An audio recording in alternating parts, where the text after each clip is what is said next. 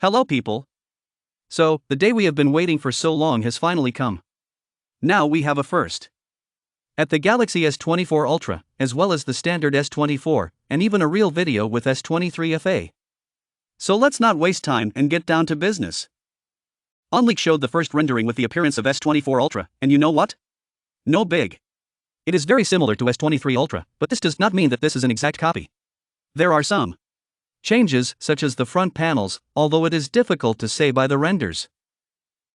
OnLeaks mentions that S24 Ultra not only has the same frames from all four sides, but has one of narrowest frames among all smartphones, which provides such an aesthetically pleasing look. It is interesting that in these renders it is not entirely clear whether this display is flat or. However, if you twist the shadows a little, it becomes clear that the display is rather flat then, since the curvature begins somewhere in the middle of the frames.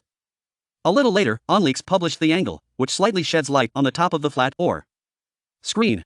It turned out really something in between. Yes, and there is a new place for the Ultra antenna. Now it is on the right side of the smartphone. The official dimensions also indicate that it will be a little shorter and wider than the old. Plus this time they used titanium. Everything else seems to correspond to S23 Ultra. Now let's move on to the usual S24. Here we see some noticeable changes. The first thing you will is the side frames. It seems that the iPhone vibe is flying here, but still there are smoother. And this is good, since the flat frame of the iPhone, although it looks cool, is not the most.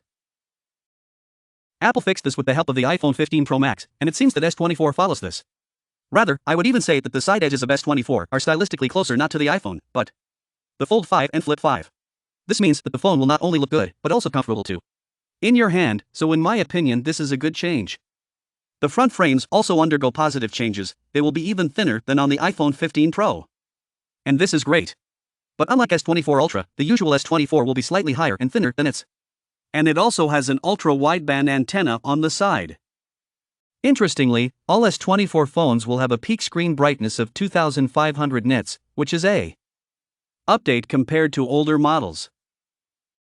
As for the S23 FE video, this is a kind of vinaigrette. Behind it looks like an ordinary S23, but you turn it, oh my god, a 54, is that you? What are the frames? To be honest, this will make the FA cheaper. It seems that the company is capable of more, but perhaps it went to these compromises for sake of a lower price. What do you think, people? Rams.